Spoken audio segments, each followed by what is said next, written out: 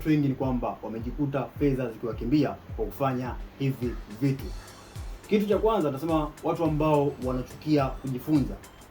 Sasa katika maisha lazima uweze kuwa na maarifa. Ukitaka kufanya jambo lolote hilo, uweze kuwa na maarifa, hicho kitu ndio uweze kufanikiwa. Maana yake kama wewe ni unataka kujifunza, tunasema kwamba elimu ya fedha, lazima uweze kujifunza zaidi. Kama unataka uweze kujifunza katika eneo la personal development, maana yake lazima uweze kujifunza zaidi.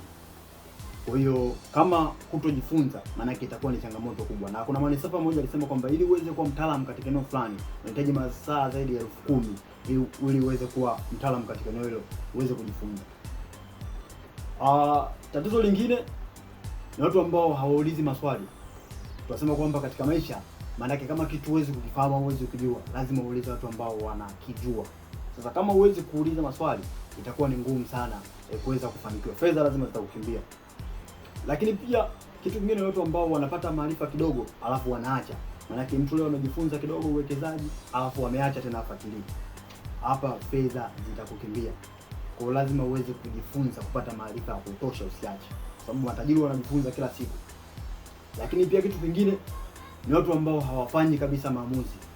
Manake fedha lazima zikukimbie. Fedha huwa hazikai kwa watu ambao hawafanyi maamuzi. Kama unaweza kuogopa kufanya biashara, unaogopa kufanya uwekezaji, fedha ziweze kuja kwako.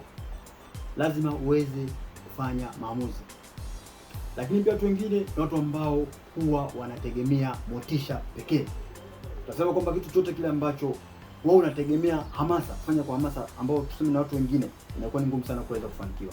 Kwa kama hutoweza kuwa na hamasa yako kama wewe mwenyewe, inakuwa ni ngumu sana kufanikiwa katika maisha yako. Kwa lazima uweze kuwa na hamasa wewe kama wewe. Lakini pia watu wengine tunasema ni watu ambao hawaamini kabisa katika muda. Fedha zitawakimbia kwa sababu uwekezaji unahitaji muda.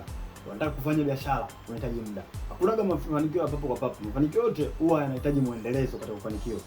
Jambo lolote hili lazima uweze kulifanya kwa muda fulani. Uweze kufanikiwa papo kwa papo. Na ndio changamoto kubwa, watu wengi wamejikuta wakiingia kwenye matatizo, hata kwenye uwekezaji, kwenye biashara, kwa sababu wanaambiwa kwamba biashara hii bwana ina hela, uwekezaji huu una hela, ukiweka ndani ya siku chache tu unapata hela. Maana yake mtu wa siku anaingia kwenye matatizo. Mimi ni Robert Chilongola, ni mwelimishaji wa masuala ya fedha.